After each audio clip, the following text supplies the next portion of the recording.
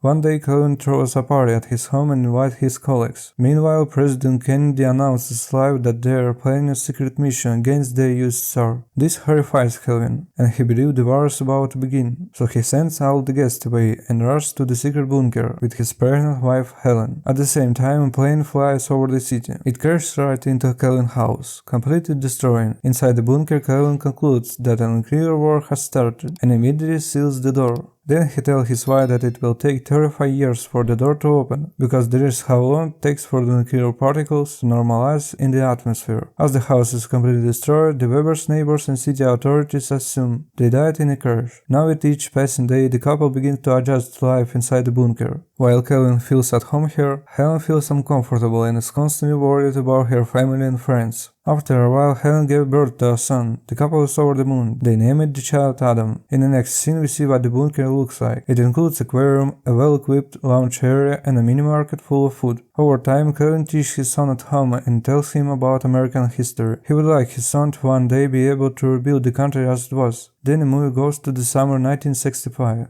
The team of builders cleared the destroyed area of the house and built a diner. 10 years later, Adam grew up to be a kind and generous boy who enjoys spending time with his parents. He regularly takes boxing lessons for his father and a dance lesson for his mother. Meanwhile, the diner turns into a pizzeria and then into a nightclub. In a bunker, Kelvin continues to teach his son various subjects. He explains to him what the stock market is and gives him lessons in French and Latin. One day, Kelvin gives Adam his baseball card collection and explains what sport is. The film then moves to the summer of 95, when Kelvin and Helen celebrate their son's 33rd birthday. Adam's now a grown man who wants to find a partner. The year 97, time to open the bunker. Finally, after 35 years, the bunker door automatically unlocks, and the family excitedly goes to check it out. Kelvin sees that they wait until nightfall and let him check everything first, since they don't know about the real world outside. Above the bunker, the diner is now a shelter for the homeless. Suddenly the ground shakes. The homeless think it's an earthquake, but it's Kelvin who has risen to the surface in a radiation suit. Seeing him, one of the homeless people fainted. After this, Kelvin dares to go to his old neighborhood to find that it has completely changed. Realizing that his neighborhood has degenerated, he begins to worry and returns to the bunker. At the table he shared with his family that although the earth above is breathable, it has turned it into a post-apocalyptic wasteland of irradiated mutants. They must continue to live underground. Helen, who is tired of living in the bunker, begins to argue.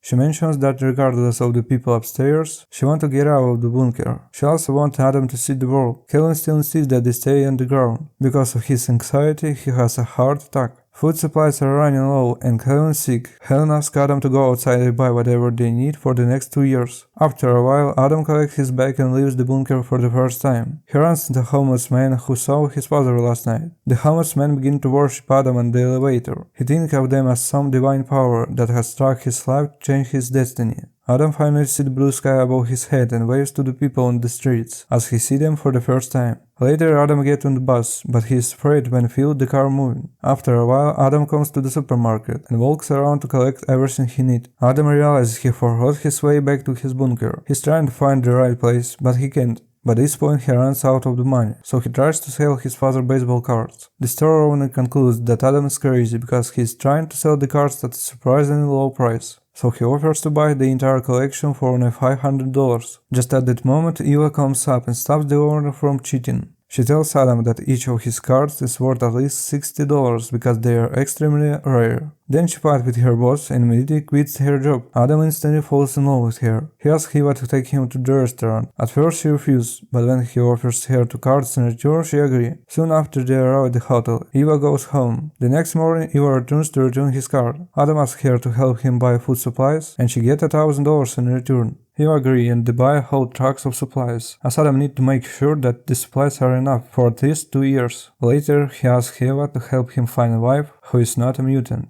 Next, Adam meets a neighbor of Eve named Troy, who is very curious. Adam lies that he is from Alaska and came here for work. Adam then sees the ocean for the first time and dives into the water. One day it starts raining, and Adam feels rainwater for the first time in his life. He hugs Eve tightly. Later that night, Troy takes Adam to a nightclub to find him a wife. Surprisingly, he attracts the attention of several women, including the sworn enemy of Eve, Sophia. Meanwhile, Eva is jealous of him. and gets back together with her ex-boyfriend, who drags Adam into an argument. However, his son regretted when Adam shows off his boxing skills, which he learned by training every day with his father in a bunker. Eve decides to leave Adam and return home, but later decides to go back for Adam. Just as she is sitting in the car, Adam knocks on the window, scaring her to death. Later he explained that he rejected Sophia, because he could only think of Eve. Now that Eve is close to him, he decides to tell her about his past. He tells her that he lived in a bunker for 35 years, and for the first time he sees the outside world. He also said that he wants to make Eva his wife, and take her to the bunker, so they can live happily ever after. Eva thinks he's crazy and asks him to leave. As Adam learns to drive a truck, he finally finds the location of his bunker. He rushes to Eve to tell her about the find, but sees two psychiatrists waiting for him. Adam escapes, asking Eva and Troy to take all of his cards and pay the hotel bills. Sometime later, Troy and Eve reach Adam's hotel room and find clothes, toothpaste and other objects from the 60s. They also come across some stocks of Adam's father that are now worth millions. They conclude that Adam's not crazy and that he was always telling the truth. Meanwhile, Adam returns home after 2 weeks in the outside world. He tells his parents how beautiful the world has become. The homeless are helping Adam load supplies into the bunker. Eva and Troy try to find Adam, but without success. As they drive home, Eve spots Adam. She immediately shoots his name and gets out of the car. They hug each other and kiss. Adam takes her to meet his parents. Helen and Helen are impressed with Eva. Adam asks his parents to wait in a bunker for 2 more months. During this time, Adam and Eva sell stock to build a new house outside of town, a house identical to his old house. A few months later, Adam's parents arrive at their new home. While Helen and Eva cook dinner for the family, Adam reveals the truth to his father. He tells him that the atomic war never happened, and that the USSR collapsed by itself. However, the father does not believe him, and only laughs at his own words. The movie ends with Kelvin planning to build a new fallout bunker.